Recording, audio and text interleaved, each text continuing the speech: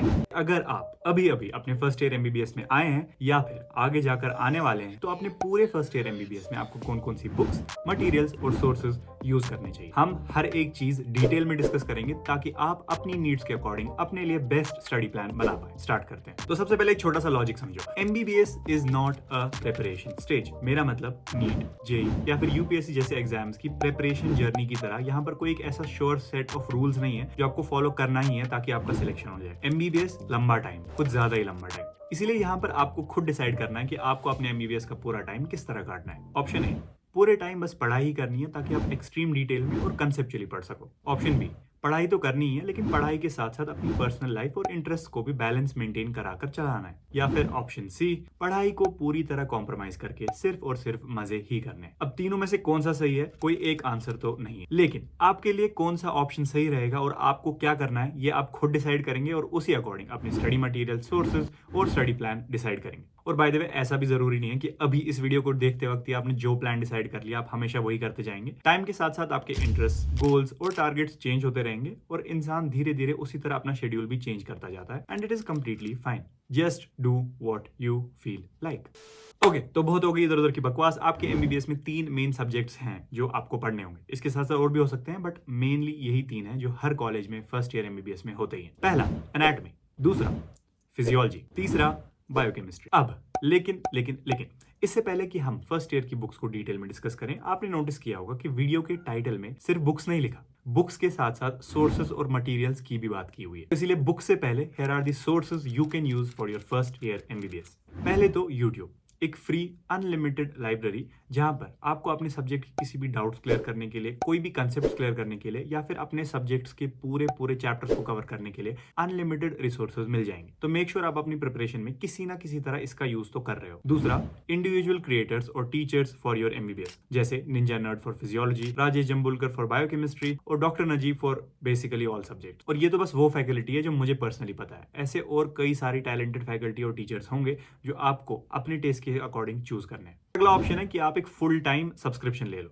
उसके notes, lectures, question banks सब follow करो और साथ में अपनी टेक्स्ट बुक्स भी पढ़ो। अब देखो, मुझे पता है कि early years of MBBS like first year, second year में इन सभी बैचेस या सब्सक्रिप्शंस को लेने के लिए एक स्टिग्मा होता है कि अभी इन सब चीजों की जरूरत नहीं है, इससे कंसेप्ट खराब हो जाते हैं वगैरह वगैरह। लेकिन मेरे हिसाब से इस सब का कोई एक सही आंसर नहीं है। अगर आपको अपने लिए ये सब लेना सही लगता है तो इसमें कुछ गलत नहीं है, डेफिनेटली गो फॉर इट। लेकिन अगर आपको लगता है कि आप सिर्फ टेक्स्ट बुक्स करके भी चीजें कंप्लीट कर सकते हैं तो कोई भी फोमो में आकर कोई सब्सक्रिप्शन या बैच जरूरी लेने की जरूरत नहीं है। Just do what you feel like. Me personally, जब मैं अपने फर्स्ट ईयर एमबीबीएस में था, मैंने साल के पहले हाफ में तो कोई भी सब्सक्रिप्शन नहीं लिया था, लेकिन जैसे जैसे एग्जाम्स नजदीक आए तो फिर मैंने पीडब्ल्यू मेडेड का फर्स्ट ईयर का सब्सक्रिप्शन ले लिया था और फिर काफी सारे सब्जेक्ट वीडियोस उससे कंप्लीट किए थे। अब बैच आपको अपनी फर्स्ट ईयर प्रिपरेशन में लेना है या नहीं लेना, ये तो आपकी खुद की चॉइस पे डिपेंड करता है। लेकिन अगर मुझे आपको कुछ रिकमेंड करना होगा तो डेफिनेटली, क्योंकि मैंने अपना फर्स्ट ईयर पीडब्ल्यू मेडेड से कवर किया था, तो मैं आपको भी यही रिकमेंड करूंगा। और क्योंकि पीडब्ल्यू मेडेड ने इस वीडियो को स्पॉन्सर भी किया है, इसीलिए मैं आपको इनके फर्स्ट ईयर एमबीबीएस के लिए लॉन्च प्रारंभ बैच के बारे में बता देता हूं, जो आपको इनके फर्स्ट ईयर सब्सक्रिप्शन के साथ ही मिलेगा। इसमें आपको मिलेंगे live as well as recorded classes by India's best faculties, test series और question bank with 2500 plus question, फर्रे सीरीज जिससे आपकी एग्जाम के लिए लास्ट मिनट प्रिपरेशन भी हो जाएगी, और साथ में 2 एक्सट्रीमली इनोवेटिव फीचर्स। एक तो मेडवर्स 3D लाइब्रेरी, जिसमें सब्जेक्ट्स की बेटर अंडरस्टैंडिंग के लिए आपको 3D मॉडल लेक्चर्स मिलेंगे, जैसे फॉर एग्जांपल आपको 3D इमेजेस दिखाई जाएंगी जो आप अपनी चॉइस के अकॉर्डिंग मूव कर सकते हैं, विजुअलाइज कर सकते हैं और अच्छे से कंसेप्ट्स को डीप में समझ सकते हैं। और दूसरा AI गुरु, जिसमें आपको 24/7 डाउट सपोर्ट मिलेगा, जहां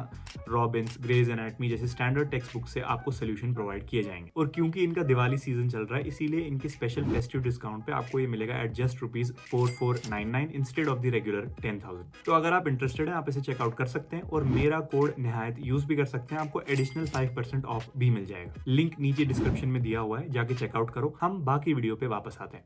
इन सभी सब्जेक्ट्स के लिए आपके पास बुक्स पढ़ने के 3 ब्रॉड ऑप्शंस हैं या फिर कैटेगरीज/क्लासिफिकेशंस है। Category 1, gold standard books. सुनने में तो बहुत अच्छा लग रहा है, बट ये है क्या? ये वो इंटरनेशनल स्टैंडर्ड बुक्स हैं जो इन सब्जेक्ट्स के लिए हाईएस्ट लेवल का मटेरियल है। इसे पढ़ना बाकी सभी मटेरियल के मुकाबले में मुश्किल तो है, लेकिन इसे पढ़ने के बाद आपको इस सब्जेक्ट की हाईएस्ट लेवल ऑफ नॉलेज सबसे ज्यादा डिटेल में और best up to date concepts के साथ मिलेगी। और एक छोटी सी प्रॉब्लम बाय द वे ये भी है कि ये बुक्स अनफॉर्चुनेटली आपके एमबीबीएस के फाइनल प्रॉफ एग्जाम्स के साथ उतना ओरिएंटेड नहीं होती। Category number 2, medium standard books. नाम की तरह ही ये थोड़ी मीडियम मीडियम है। ये बुक्स आपके कंसेप्ट्स को भी काफी अच्छे से क्लियर करेगी, साथ में एग्जाम के लिए भी आपको अच्छी प्रिपरेशन और ओरिएंटेशन देगी। तो ओवरऑल बैलेंस बनाने के लिए ये एक अच्छा option. Category number 3, exam review books. इन बुक्स का आपको एक अच्छा डॉक्टर बनाने से दूर दूर तक कोई वास्ता नहीं है। ये बुक्स बस आपके एंड मोमेंट पे एग्जाम टाइम में आपको पास कराने के लिए, तब जब आपने पूरे साल अच्छे से पढ़ाई ना की।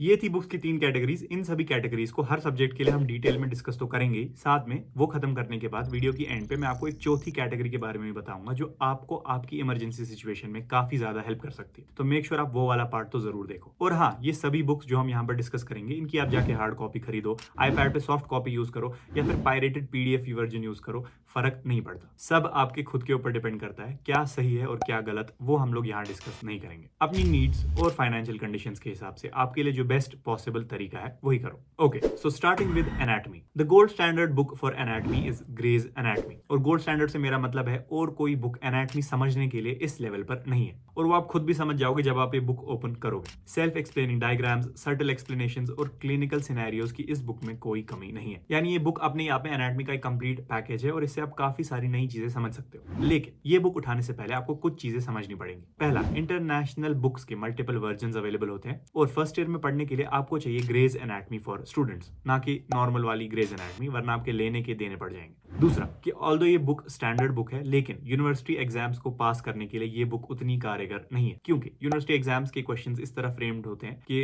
यूजुअली नोट्स टाइप बुक से वो क्वेश्चंस सॉल्व हो सके। तो इस बुक को अगर आप पूरे साल यूज करेंगे तो एग्जाम के टाइम पे आपको डेफिनेटली कोई और material addition to this use करना पड़ेगा। Coming to the next book, वो बुक जो 90 to 95% स्टूडेंट्स एनाटॉमी के लिए इंडिया में यूज करते हैं, BD Chaurasia anatomy, infamously known as BDC. ऐसा इसीलिए प्रॉफ एग्जाम में जो मोस्ट ऑफ द क्वेश्चंस होते हैं वो इसी बुक पे ऑलमोस्ट कंप्लीटली बेस्ड होते हैं। इस एक बुक को 4 वॉल्यूम्स में डिवाइड किया गया है और साथ में इसकी एक एक्स्ट्रा हैंडबुक आती है। हैंडबुक में तो आपको जनरल एनाटॉमी की बेसिक चीजें पता चल जाएंगी और चारों वॉल्यूम्स में पूरी एनाटॉमी को सिस्टमिक तरीके से अलग अलग टाइप में डिवाइड किया है। मुझे पर्सनली ग्रेज और बीडीसी में से चूज करना होगा तो मुझे बीडीसी थोड़ी ज्यादा अच्छी लगती है, क्योंकि स्टूडेंट्स के लिए प्रॉपरली चीजें अच्छे से डिवाइड और ऑर्गेनाइज की गई है और अच्छे से चीजें ग्रेज के मुकाबले में तो बेटर समझ आती है। हाँ, लेकिन अगर डेप्थ, डिटेल और कंसेप्ट की बात करें तो ऑब्वियसली वो ग्रेज में ज्यादा बेटर मिलता है। नेक्स्ट बुक जिसकी हम बात करने वाले हैं वो है Netter's Atlas of human anatomy, the best book for anatomical illustration. Anatomy में स्टूडेंट्स को सबसे ज्यादा यही प्रॉब्लम फेस करनी पड़ती है कि एनाटॉमी याद नहीं रहती। ऐसा इसीलिए क्योंकि स्टूडेंट्स ने most of the time anatomy को रटने वाला सब्जेक्ट समझ लिया होता है, जबकि ऐसा नहीं है। अभी तक जिंदगी में पढ़ाई करते करते आप ये चीज जरूर समझ गए होंगे कि किसी चीज को बेटर अंडरस्टैंड करने का तरीका होता है विजुअलाइज करना या फिर समझना इंस्टेड ऑफ याद करना, और उसी चीज में ये बुक आपकी एनाटॉमी सब्जेक्ट में काफी ज्यादा हेल्प कर सकती है। इसकी इलस्ट्रेशंस के थ्रू आप एनाटॉमी को 3D में अच्छे से अंडरस्टैंड कर पाओगे, प्रॉपर्ली विजुअलाइज कर पाओगे और याद भी रख पाओगे। वैसे ये बुक लेना तो जरूरी नहीं है, लेकिन इसे लेने से आपकी हेल्प तो डेफिनेटली होगी। अब यहाँ पर छोटी सी प्रॉब्लम ये है कि एनाटॉमी एक स्टबर्न सब्जेक्ट है इस मामले में कि इस एक सब्जेक्ट के अंदर काफी सारे मिनी डिविजन्स हैं। वैसे तो ऊपर मेंशन की हुई बुक से आपका सारा काम हो जाएगा, लेकिन इन छोटे छोटे सब्जेक्ट्स को और ज्यादा डिटेल में समझने के लिए और प्रॉपर्ली अंडरस्टैंड करने के लिए आप अलग अलग बुक्स भी ले सकते हैं। जैसे ऑस्टियोलॉजी के लिए नफीस अहमद फारूकी बेस्ट बुक है, जिसमें काफी सिंपल और डिटेल्ड तरीके से आपको ऑस्टियोलॉजी समझ आ जाएगी। न्यूरो एनाटॉमी के लिए मेरे पास तो इंदरबीर सिंह यानी आईबीएस थी, लेकिन इसके अलावा स्नेल्स क्लिनिकल न्यूरो एनाटॉमी भी होती है, मोस्टली गोल्ड स्टैंडर्ड रेफर की जाती है, लेकिन मेरे पास वो बुक नहीं थी इसलिए मुझे उसके बारे में ज्यादा पता नहीं है। आईबीएस तो मुझे काफी बढ़िया लगी। ठीक इसी तरह एम्ब्रियोलॉजी के लिए भी कीथ एल मूर करके एक gold standard type text book आती है और ऐसे ही और भी एक गोल्ड स्टैंडर्ड टेक्स्ट बुक है, लेकिन इसमें भी मेरे पास इन दोनों के बजाय इंदरबीर सिंह आईबीएस एम्ब्रियोलॉजी थी और मुझे वो भी काफी ज्यादा बढ़िया लगी थी और अच्छे से समझ गया था। इसके बाद हिस्टोलॉजी की बात करें तो इसमें पहले तो डिफ्योर्स एटलस है, जिसकी हिस्टोलॉजिकल इलस्ट्रेशंस को देखकर समझकर आप हिस्टोलॉजी अच्छे से समझ जाओगे और साथ में ये आपको आपकी कॉलेज की प्रैक्टिकल मैनुअल बनाने में भी काफी ज्यादा हेल्प करेगी। और बुक्स की बात करें तो इसमें भी मेरे पास आईबीएस हिस्टोलॉजी थी, मुझे उसी बारे में पता है और मेरे हिसाब से तो वो काफी ज्यादा बढ़िया बुक है। तो ये तो थी 7 से 8 बुक्स जो एनाटॉमी सब्जेक्ट के लिए यूज की जाती हैं और इतनी ही रिक्वायर्ड है। इनफैक्ट इससे काफी कम में भी आपका अच्छे से सिलेबस कवर हो जाएगा। ये तो मैंने वो सारी बता दी जितनी भी एग्जिस्ट करती हैं। अब हाँ, लेकिन इनके अलावा भी कुछ बुक्स हैं जो एनाटॉमी प्रैक्टिकल्स या फिर डायसेक्शन लैब में आपके लिए यूज होती हैं। जैसे फॉर एग्जांपल डीएच के लिए कनिंगम्स डायसेक्टर नाम की एक बुक आती है जो कि डायसेक्शन हॉल में कई बार रिक्वायर्ड होती है। मेरे हिसाब से तो काफी कंफ्यूजिंग बुक है और कोई जरूरत नहीं इससे कुछ भी पढ़ने की। सब्जेक्ट बुक्स पढ़ने से ही आपका वो सब कुछ क्लियर हो जाएगा जो इस किताब में लिखा हुआ है। लेकिन हाँ, एक चीज जरूर है कि कई सारे कॉलेजेस में डीएच हॉल में ये बुक्स ले जाना मैंडेटरीली रिक्वायर्ड होता है। तो ऐसी कंडीशन में आपको ये बुक लेनी ही पड़ेगी अगर आपको डीएच में जाना है। तो या तो आप इसे खरीद सकते हो वरना लाइब्रेरी से इशू कर सकते हो, कुछ ना कुछ करना पड़ेगा। ओके, मुबारक हो, एनाटॉमी सब्जेक्ट खत्म हुआ। ये थी हमारी एनाटॉमी की बुक्स। अब बारी है हमारे अगले सब्जेक्ट की, physiology. Starting with the most commonly used book for physiology, Guyton and hall. ये मेरे हिसाब से फिजियोलॉजी के कंसेप्ट के लिए सबसे बेस्ट बुक है और मैक्सिमम स्टूडेंट्स इसी बुक को पढ़ते हैं और इनफैक्ट पढ़ना भी चाहिए, क्योंकि फिजियोलॉजी कहीं ना कहीं आपकी मेडिसिन की फाउंडेशन है और आपके कंसेप्ट क्रिस्टल क्लियर होने चाहिए। लेकिन जब आप ये बुक पढ़ेंगे तो अनफॉर्चुनेटली आपको रियलाइज होगा कि बुक का कोई पार्ट जब आप पढ़ते हो आपको समझ तो आ जाएगा, लेकिन उसी के साथ साथ आप उस चीज को भूल भी जाओगे। मतलब बिना किसी एग्जैजरेशन के बोलूं तो मुझे नहीं लगता कि कोई ऐसा कंसेप्ट होगा जो गाइडेंस से पढ़ने के बाद समझ ना आता हो।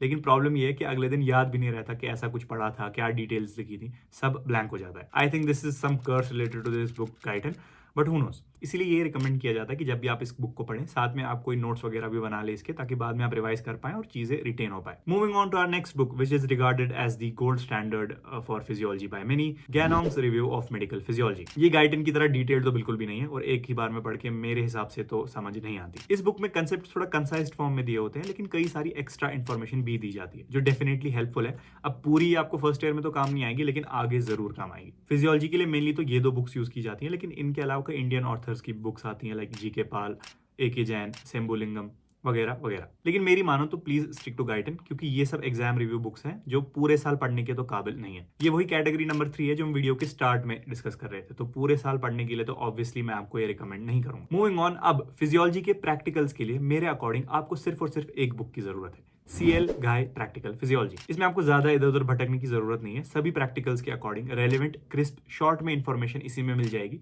तो यही पढ़ो। अब हाँ, लेकिन एक चीज जरूर हो सकती है कि आपके कॉलेज के प्रैक्टिकल्स किसी और प्रैक्टिकल बुक के साथ इंटीग्रेटेड हो, तो उस केस में आपको डेफिनेटली वही वाली बुक खरीदनी चाहिए, क्योंकि सीधी सी बात है एग्जाम में और प्रैक्टिकल्स में क्वेश्चन उसी बुक से आएंगे। ठीक है, तो ये था हमारा फिजियोलॉजी सब्जेक्ट। अब बारी आती है हमारे लास्ट सब्जेक्ट की, which is biochemistry. Starting with the gold standard for biochemistry, Harper's illustrated biochemistry. अब ये बुक तभी पढ़ने की सोचना अगर आप बायोकेमिस्ट्री में काफी ज्यादा इंटरेस्टेड है, क्योंकि इसकी भी बाकी गोल्ड स्टैंडर्ड बुक्स की तरह ही सेम प्रॉब्लम है कि इसकी लैंग्वेज बाकी बुक्स के कंपैरिजन में थोड़ी टफ है, पहली बार में समझ नहीं आती है, लेकिन कॉन्सेप्ट समझने के लिए ये बुक सबसे बेस्ट है। इसके साथ साथ एक और गोल्ड स्टैंडर्ड टाइप की बुक आती है, लिपिनकॉट्स biochemistry.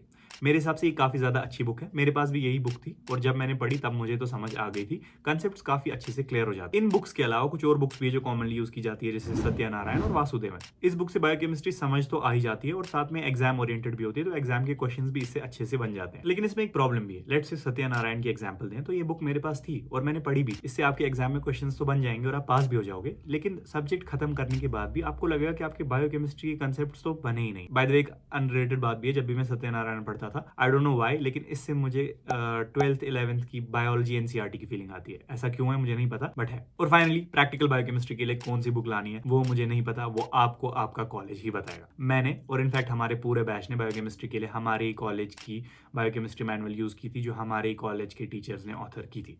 Okay, so this was all for your study material for first year. अब इससे पहले कि आप कॉलेज आएं, या फिर अगर आप आ चुके हैं, आप ये चीज ध्यान में जरूर रखिए कि आप कॉलेज एक अच्छा डॉक्टर बनने आए, ना कि अपने कॉलेज एग्जाम्स में टॉप करने या पास करने। वो चीजें भी इंपॉर्टेंट है, बट सिर्फ वही चीजें नहीं है। इसीलिए ये अब आपकी रिस्पॉन्सिबिलिटी कि आप sufficient amount of time devote करें to become the best possible doctor for your condition. बाकी टाइम जितना आप चाहें उतना मजे कर सकते हैं, आपकी मर्जी।